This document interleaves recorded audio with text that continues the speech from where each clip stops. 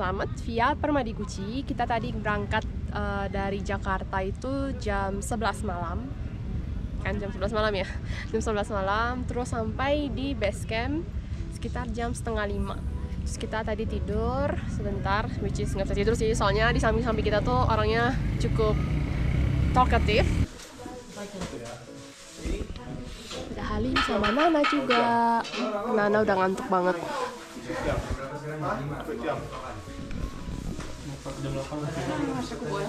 Ada tempat cas, di situ ada toiletnya.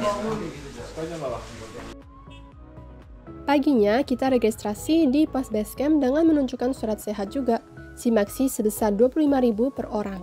Setelah daftar, kita sarapan di warung-warung terdekat. Di sana cukup banyak warung, jadi banyak pilihan untuk sarapan, sekalian bisa minta dibungkus untuk bekal siang di atas nanti.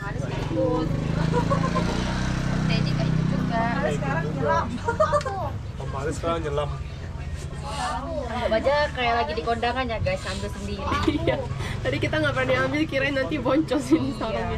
Terus ibunya bilang, oh boleh ambil sendiri. Terus surprisingly kita ketemu Rio lagi. Naik lagi sama Andi. Makan telur balado. Sarapan super berat.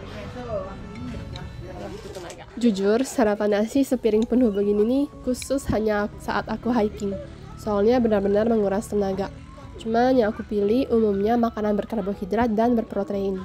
Seperti nasi, tempe, telur. Kalau ada yang daging-daging sih takutnya BAB. Jadi repot.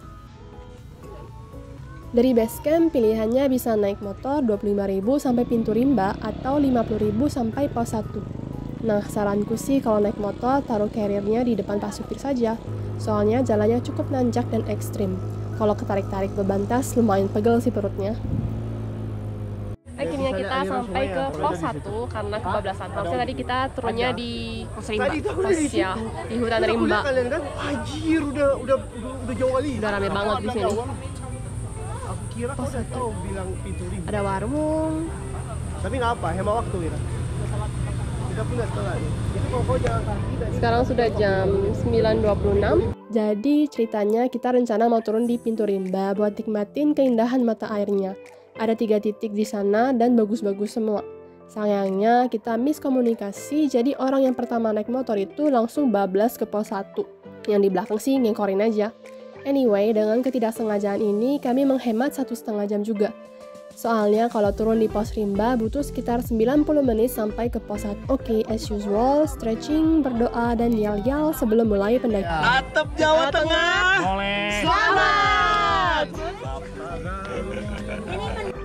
Kita start pendakian jam 9.43 dari pos 1 menuju ke pos 2 mungkin sekitar 45 menit. Jalannya sekarang lumayan nanjak dan berakar.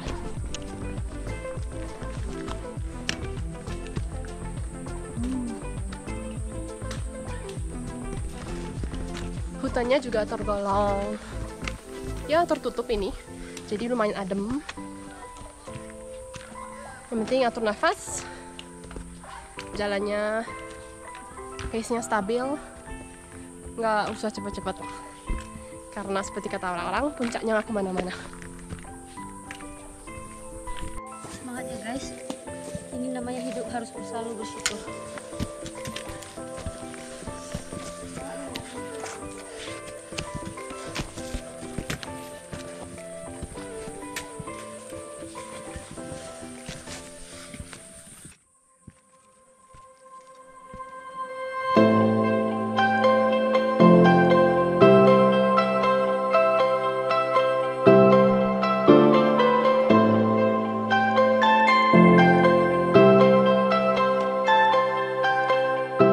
Jam 10.51 kita udah sampai di pos 2 Rimpakan.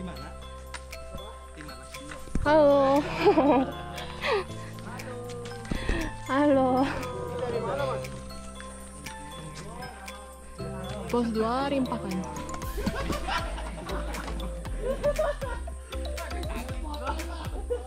Di pos 2 kita break sebentar untuk minum dan ngemil-ngemil. Rencananya sih di pos 3 baru kami mau makan siang. Semoga bisa on time buat makan siang ya. Kita start dari pos 2 menuju ke pos 3 jam 11.18. Mungkin sekitar 60 menit perjalanan. Pos 2 ke pos 3 jalannya lumayan lebih landai dibandingkan dari pos 1 ke pos 2. Dan hutannya masih tertutup, jadi masih adem.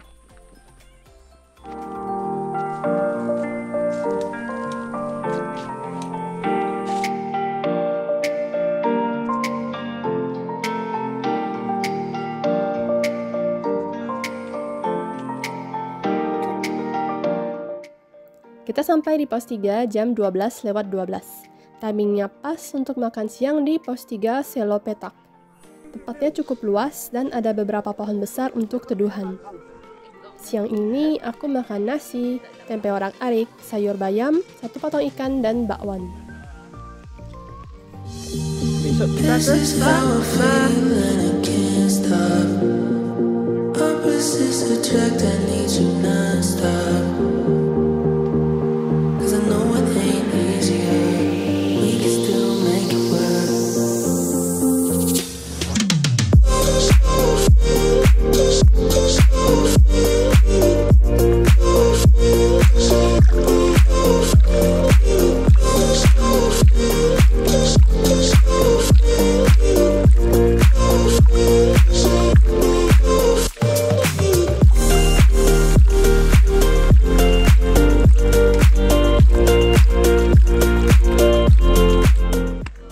perjalanan dari pos 3 menuju pos 4. Sebentar lagi bakalan sampai. Ini kayak bekas jalur aliran air di sini. View-nya bagus banget.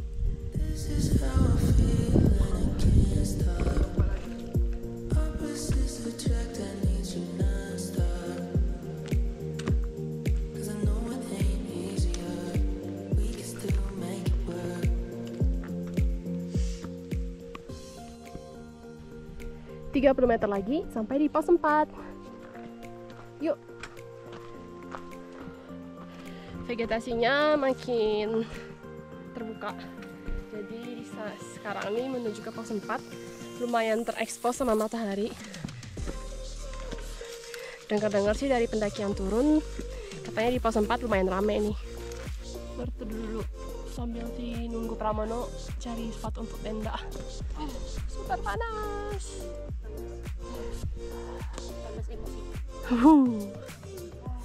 Pos 4 Amreta. Tempatnya cukup luas, ada beberapa pohon untuk berteduh, selebihnya open space. Di sini juga ada beberapa titik air, ada 2 unit WC, serta 1 musola. Di sini nggak perlu menghemat air untuk minum karena airnya berlimpah dan layak untuk diminum. Tapi lebih baik lagi kalau difilter. Sesampainya di pos 4, karena sudah ramai, kami akhirnya memasang tenda di bagian atas. Sebenarnya view dari atas ini oke, dan debunya mungkin nggak sebanyak yang di bagian bawah. Cukup langka kalau hiking dapat view sunset. Jadi, waktu dapat momen yang pas, seneng banget bisa melihat matahari terbenam dari gunung.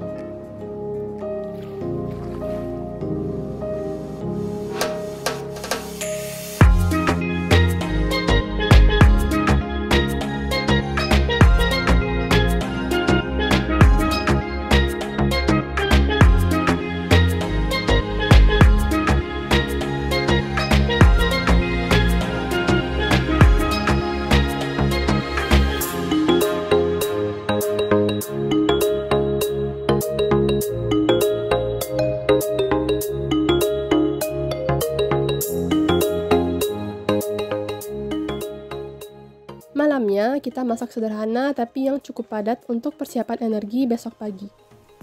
Dari pos 4 ke puncak estimasi sekitar 4 jam. Lumayan ya.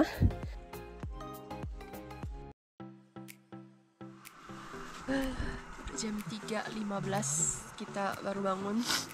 Mata masih bengkak banget. Dingin. Cuma tadi malam aku sampai menyadari diriku kayak bangun iya aku nggak nyadar kalau aku lagi tidur di gunung. Senyaman itu, saking nyamannya. Iya. Aku lihat Elin tuh tidurnya pulas banget. Aku tidur kayak di sini kok ada apa kayak akar juga deh misalnya yang itunya kan, jadi kayak ada sakit tulangnya. Sarapan minuman hangat. Ini ada minum Ovaltine. Ice cream. Sudah jam 4:12, kita mau summit attack.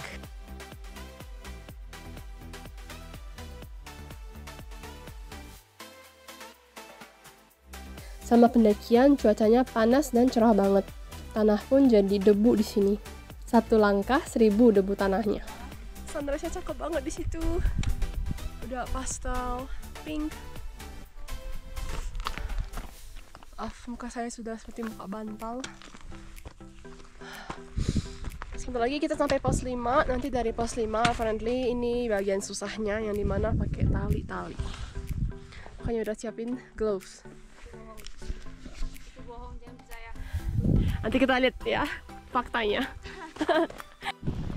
Sini ada bayangan gunung dari puncak yang itu. Bayangan gunung mana? Ya, kita udah di namanya Watu. Di pos 5. Pos 5 Watu Ireng. Ireng-ireng kayak bajuku. Dari pos 5 ke puncak estimasi 120 menit. Jalurnya batu kerikil semua, vegetasinya hanya beberapa semak-semak yang pendek. Pedoman jalurnya tiang besi yang ada benderanya seperti ini, atau enggak ada batu-batu besar dengan gambar arah panah. Anginnya kencang banget. Yuk, bisa yuk. Apa pakai beanie sama hoodie lagi. So windy. Agak meragukan kalau bisa terbangin drone atau enggak. Ini dia jalur Permadi Gucci yang challenging. Karena kami kelompok yang paling belakang, naiknya harus antri tunggu yang di depan. Positifnya bisa naiknya lebih santai dan sambil foto-foto. Negatifnya bisa kena debu dari atas kalau nggak jaga jarak. Dan kalau yang di depan lambat, susah banget nyelip karena talinya cuma satu dan jalur di luar tali itu agak seram. Kalau ada yang turun, kita juga harus tunggu sampai talinya selesai digunakan. Kalau nggak jadi main tarik tambang deh. Nah, di sini aku nekat keluar jalur demi konten. Jujur, kaki udah gemetaran karena pijakan batu-batu di sini benar-benar nggak stabil. Mana tadi ada batu lagi yang gelinding kena punggung pas aku duduk, tapi nothing's hurt karena terlindungi tas ransel. Nafas sudah ngos-ngosan karena ketakutan dan capek juga jalannya. Kedengaran juga kan suara anginnya. So, bye-bye drone. 1, 2, 3. Gila, mempertaruhkan nyawa nih gua. Oh. Next. Ini dia puncak Salam di Gunung Slamet via Permadi Gucci.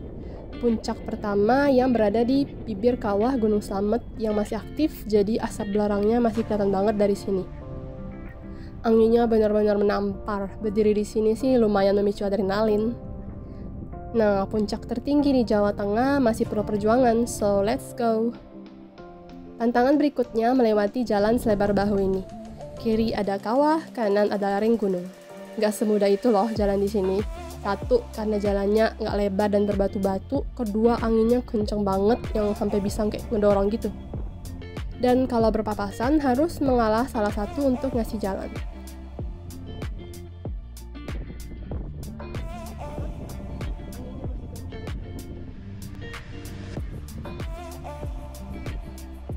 Puncak kedua yang tertinggi di Jawa Tengah, Puncak Surono.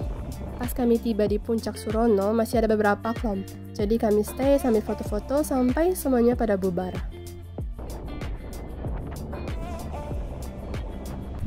Akhirnya kita sampai di Puncak Slamet. Atapnya Jawa Tengah di 3428 mdpl. Setelah kita foto-foto, semuanya udah bubar. Kita mesti turun cepet-cepet supaya nggak terlalu kesiangan. So, thank you banget sudah watching, and see you on my next video then. Bye-bye!